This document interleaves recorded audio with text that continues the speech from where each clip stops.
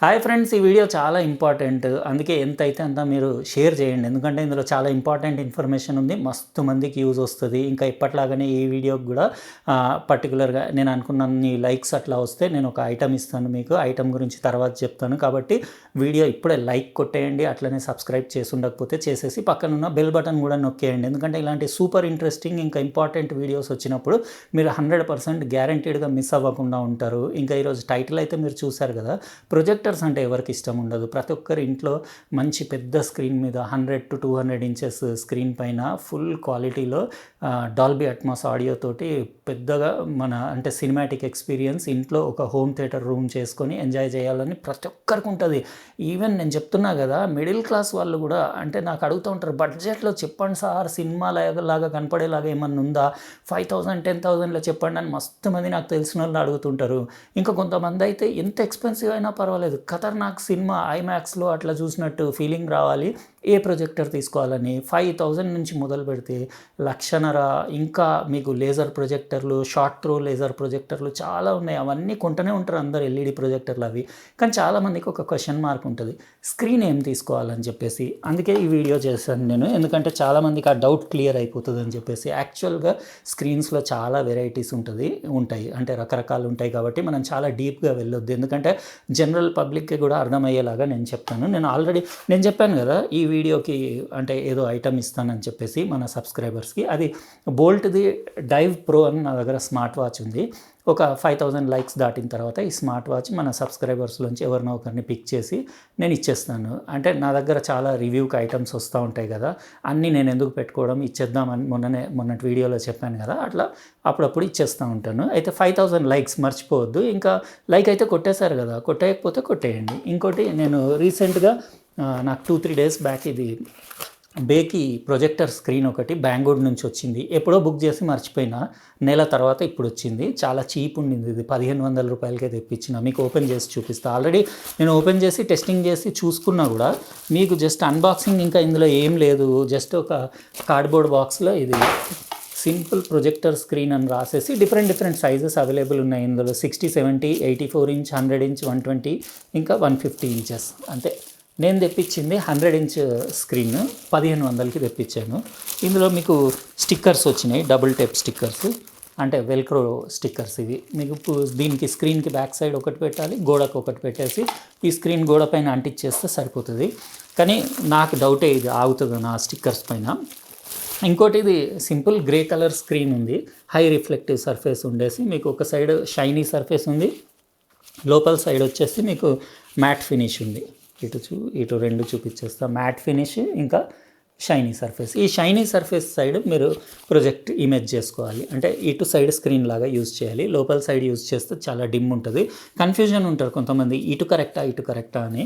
మెరిసే సైడ్ ఇది యూజ్ చేయాలి. ఇదేంటంటే ప్రొజెక్టర్ స్క్రీన్స్లో రకరకాలు ఉంటాయి. ఇందులో యాక్చువల్గా ఏంటంటే ప్రొజెక్టర్స్లో ఒక స్టాండర్డ్ అనేది ఉంటుంది, బ్రైట్నెస్ స్టాండర్డ్. దాన్ని 1 స్కేల్ కింద లెక్క కడతారు. అదేంటంటే మెగ్నీషియం కార్బోనేట్ ఉంటుంది కదా, ఇన్ఆర్గానిక్ సాల్ట్ ఉంటుంది, దానిపైన లైట్ పడ్డప్పుడు అది రిఫ్లెక్ట్ చేసిన అమౌంట్ని 1 అంటే బేరియం సల్ఫేట్ అని ఇంకో కెమికల్ ఉంటుంది. అట్లాంటి కొన్ని కెమికల్స్ పైన లైట్ పడ్డప్పుడు అది రిఫ్లెక్ట్ ఏదైతే చేస్తుందో దాన్ని 1 యూనిట్ కింద క్యాలిక్యులేట్ చేస్తారు. ఇంకా 1 పైన వెళ్ళే వాటిని హై బ్రైట్ స్క్రీన్ అంటారు. అంటే 1.1, 1.2, 1.3 ఇట్లా మీకు యూనిట్స్ ఉంటాయి. ఇంకా 1 కిందికి అంటే 0.9, 0.8, 0.7 ఉంటే అవి లో బ్రైట్నెస్ స్క్రీన్స్. అయితే 1 యాక్చువల్గా సరిపోతుంది, కానీ 1.1 అట్లా 1.2 ఉంటే కొంచెం బెటరే. అంటే కొంచెం అంటే రిఫ్లెక్టివ్ సర్ఫేస్ చాలా అంటే లైట్ని మీకు ప్రొజెక్టర్ నుంచి వచ్చిన ఇమేజ్ ఏదైతే దానిపైన పడుతుందో దాన్ని ఎక్కువగా రిఫ్లెక్ట్ చేస్తుంది.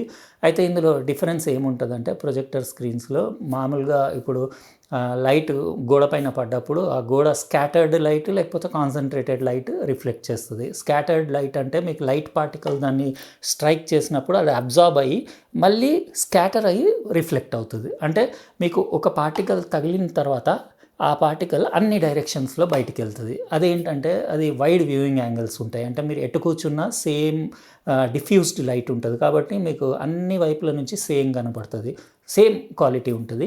కాన్సన్ట్రేటెడ్ లైట్ అంటే అద్దంలాగా పనిచేస్తుంది. అంటే మీరు ఇటు నుంచి లైట్ వేసారనుకోండి, ఒక పర్టికులర్ ఏరియాలో కాన్సన్ట్రేటెడ్గా బీమ్ బయటికి వస్తుంది, వేరే ఏరియాస్లో తక్కువ స్కాటరింగ్ ఉంటుంది.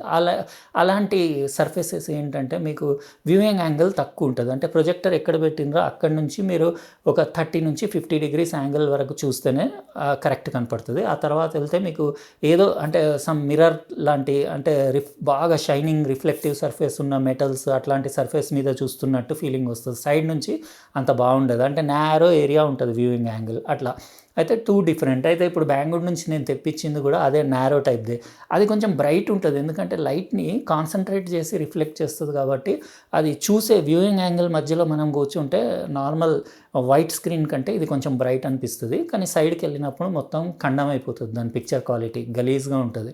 అయితే అది నాకు నచ్చలేదు కూడా. ఇంకోటి ఏంటంటే ఇది ఓపెన్ చేస్తే కూడా దీనికి అన్ని ఫోల్డింగ్స్ ఉన్నాయి కదా, నేను ఒక రోజంతా ఇట్లా ఫోల్డింగ్స్ ఉన్నాయి, ఒక రోజంతా నేను దీన్ని బయట పెట్టినా కానీ స్ట్రైట్గా చేసి పెట్టినా కానీ ఫోల్డింగ్స్ పోవట్లేదు. మరి ఇస్త్రీ చేయాలన్నా ఏంది నాకు అర్థమవుతలేదు. టైట్గా లాగి పెట్టాలంటే ఆ వెల్క్రోల పైన ఆగదు అంత. అయితే ఇదంతా నాకు ఇంకా వేస్ట్ స్టోరీ అనిపించింది. 1500 రూపాయలు నాకు అంత సాటిస్ఫై అవ్వలేదు, వేస్టే అనిపించింది. అంటే నేను ఎట్లా ఎక్స్పెక్ట్ చేశానో అట్లా లేదు. ఇందులో చాలా రకాలు ఉంటాయి ప్రొజెక్టర్ స్క్రీన్స్లో. నేను మామూలుగా ఇప్పుడు మీకు డెమో ఇస్తుంటాను కదా, ఇప్పుడు నా ఒక రూమ్లో వైట్ వాల్ ఉంది, డైరెక్ట్ ఆ వాల్ పైన వేసి మీకు డెమో ఇస్తుంటాను. నాకు ఏ రోజు కూడా పెద్ద ఇబ్బంది కాలేదు. కానీ ఇందులో ఏంటంటే వైట్ వాల్స్ ఏవైతే ఉంటాయో వీటిపైన మీకు అంటే ప్రొజెక్ట్ చేసుకొని సినిమాస్ ఎంజాయ్ చేసేటప్పుడు మొత్తం టోటల్ డార్క్నెస్ కంపల్సరీ. ఎందుకంటే వైట్ వాల్ మీరు ఇంట్లో ఏదన్నా ఒక చిన్న లైట్ కానివ్వండి, విండో కానివ్వండి, ఏదన్నా ఓపెన్ ఉందనుకోండి, దానిపైన వైట్ వాల్ పైన లైట్ పడ్డప్పుడు అది రిఫ్లెక్ట్ అయ్యి మీకు బ్లాక్స్ అనేది ప్యూర్ బ్లాక్స్ కనపడవు, అంటే కాంట్రాస్ట్ రేషియో తగ్గిపోతుంది. నార్మల్గా మీరు టోటల్ డార్క్నెస్లో వాచ్ చేస్తున్నప్పుడు మాత్రం మస్తు ఉంటుంది. ఇంకోటి వ్యూయింగ్ యాంగిల్ ఎటు నుంచి చూసినా కానీ ఓకే ఉంటుంది. వైట్ స్క్రీన్ది కూడా సేమ్ అట్లనే ఉంటుంది, వైట్ వాల్ది కూడా అట్లనే ఉంటుంది. కాకపోతే స్క్రీన్ ఏంటంటే కొంచెం మెటీరియల్ అది హై క్వాలిటీ మెటీరియల్ వాడతారు కదా, అది వాడినందుకు మీకు స్క్రీన్లో మంచి కొంచెం అంటే ఒక వైట్ వాల్ కంటే కొంచెం ఇంకా బెటర్ అనిపిస్తుంది, ఎందుకంటే అది ప్రో లెవెల్ ఉంటుంది కదా.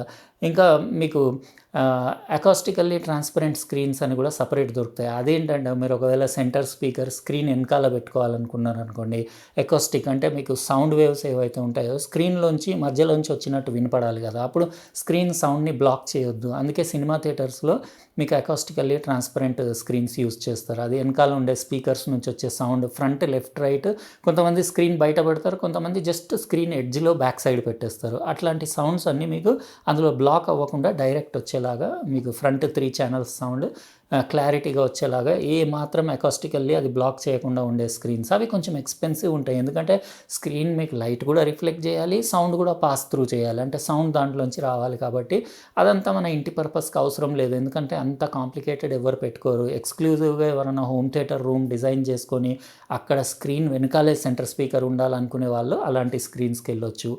ఇంకా యాంబియంట్ లైట్ రిజెక్షన్ కూడా ఇంపార్టెంట్. అంటే యాంబియంట్ లైట్ రిజెక్షన్ అంటే మీ రూమ్లో ఉండే లైటింగ్ ఏదైతే ఉంటుందో ఆ లైట్ స్క్రీన్ పైన పడ్డప్పుడు దాన్ని రిజెక్ట్ చేసి మ్యాక్సిమం మీ ప్రొజెక్టర్ నుంచి వచ్చే ఏదైతే లైట్ ఉంటుందో దాన్నే మనకి చూపించే స్క్రీన్స్ కొంచెం ఎక్స్పెన్సివ్ ఉంటాయి.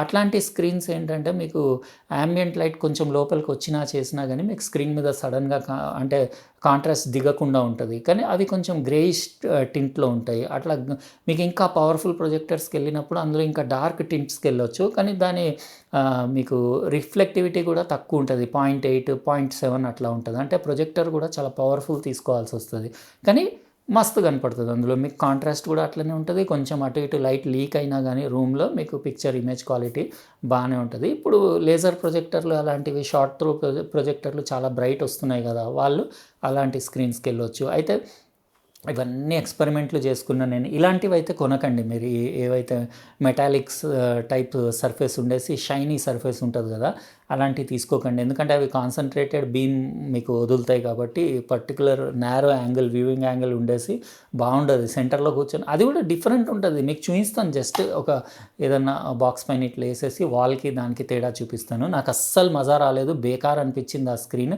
అది తీసి పక్కన పడేస్తా, ఎవరన్నా అడిగితే ఫ్రీగా ఇచ్చేస్తాయి, ఎందుకంటే అది నాకు అసలు నచ్చలేదు ఆ ప్రొజెక్టర్ స్క్రీన్. దానికంటే డైరెక్ట్ వైట్ వాలే బెటర్ అనిపించింది.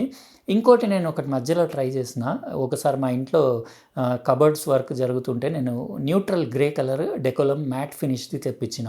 ఆ డెకోలం పైన ఎందుకో ఆ డెకోలం కట్ చేయలేదు కార్పెంటర్, అట్లా పక్కన పెట్టుంటే ఒకసారి ప్రొజెక్టర్కి యూజ్ చేసి చూద్దామని. అంటే ఎంత అంటే బాగా డార్క్ గ్రే కాదు, లైట్ గ్రే, అంటే ప్యూర్ వైట్ కాకుండా డార్క్ గ్రే కాకుండా జస్ట్ గ్రేయిష్ టింట్ ఉండేది న్యూట్రల్ గ్రేలో మ్యాట్ ఫినిష్లో. దానిపైన నేను ప్రొజెక్టర్ తోటి ప్రొజెక్ట్ చేసి చూసిన, మస్తు అనిపించింది నాకు. ఒకవేళ మంచి 9000 లూమెన్స్ అట్లా బ్రైట్నెస్ ఉన్న ప్రొజెక్టర్ తోటి డెకోలం షీట్ పైన వేసుకుంటే మ్యాట్ ఫినిష్ ఉండాలి, గ్లాస్ ఉండొద్దు, మళ్ళీ మ్యాట్ ఫినిష్ ఉండేసి దాంట్లో అంటే ఇట్లా మీరు చూస్తే ఏమన్నా ఐటమ్ ఇట్లా చూస్తే అద్దంలాగా కనపడొద్దు, రిఫ్లెక్షన్స్ ఏం కనపడొద్దు, అట్లాంటి డెకోలం పైన మస్తు వచ్చింది. నేను ఒకసారి ఇమేజ్, నేను ఇప్పుడు కొత్త స్టూడియో కడుతున్నా, అయితే అక్కడ నేను ఇంకో ఐడియా కూడా వచ్చింది. ప్యూర్ వైట్కి బదులు మనం బ్రైట్ ప్రొజెక్టర్స్ వాడుకుంటాం కదా మన పర్సనల్ యూస్కి 9000 లూమెన్స్ అట్లా, అండ్ కొంచెం వైట్లో కొంచెం అంటే లైట్ గ్రేయిష్ ఉండేలాగా చూసి నేను ఒక వాల్కి వేయించేసి దాని మీద చూస్తాను, ఒకవేళ అది బాగా వస్తుందా లేకపోతే డెకోలం బాగా వస్తుందా అని చెప్పేసి. డెకోలం మీద అయితే మస్తు వస్తుంది.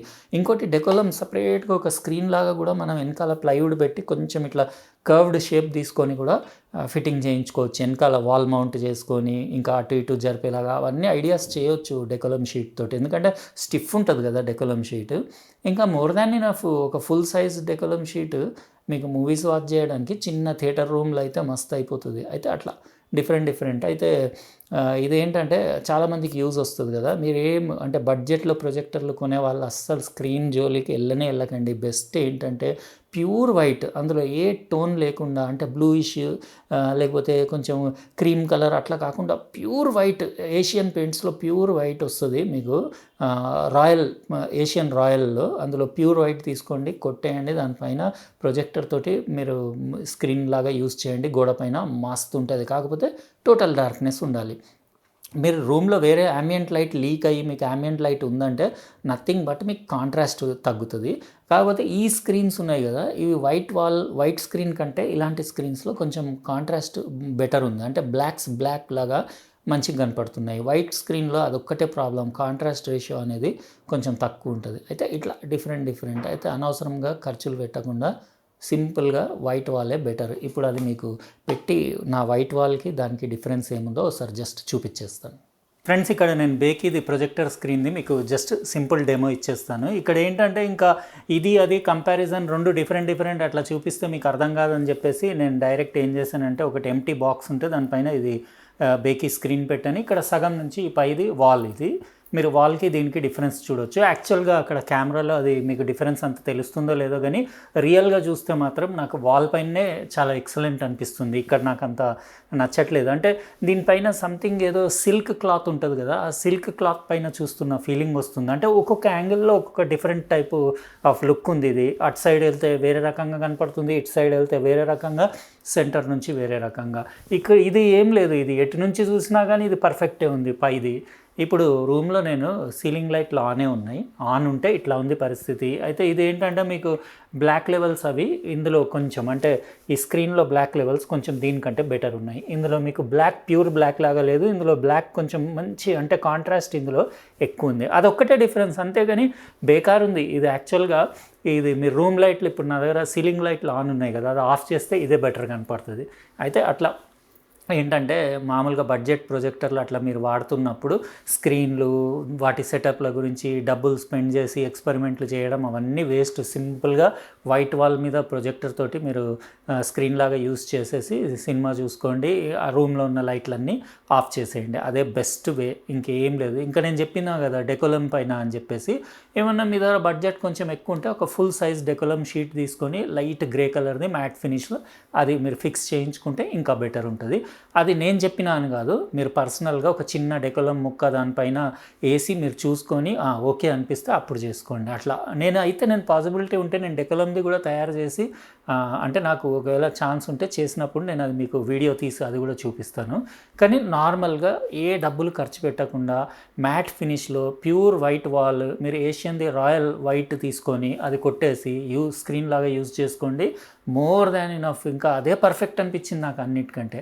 అయితే ఇది మన ఈరోజు వీడియో. ఏంటంటే చాలామందికి ఒక పెద్ద క్వశ్చన్ మార్క్ ఉంటుంది ప్రొజెక్టర్కి ఏ స్క్రీన్ కొనాలని చెప్పేసి. ఇంకా మీకు డౌట్ క్లియర్ అయింది అనుకుంటాను.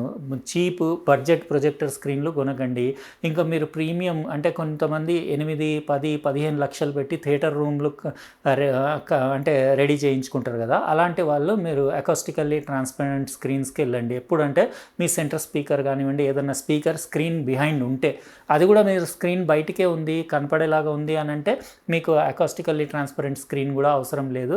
యాంబియంట్ లైట్ రిజెక్షన్ స్క్రీన్కి ఎప్పుడు వెళ్ళాలంటే మీకు చాలా high ambient light rejection ALR కావాల్సిన స్క్రీన్లు ఎప్పుడంటే మీరు లేజర్ ప్రొజెక్టర్లు చాలా అంటే super powerful super bright projector వాడుతున్నప్పుడు అట్లాంటి వాటికి వెళ్ళడం బెటర్.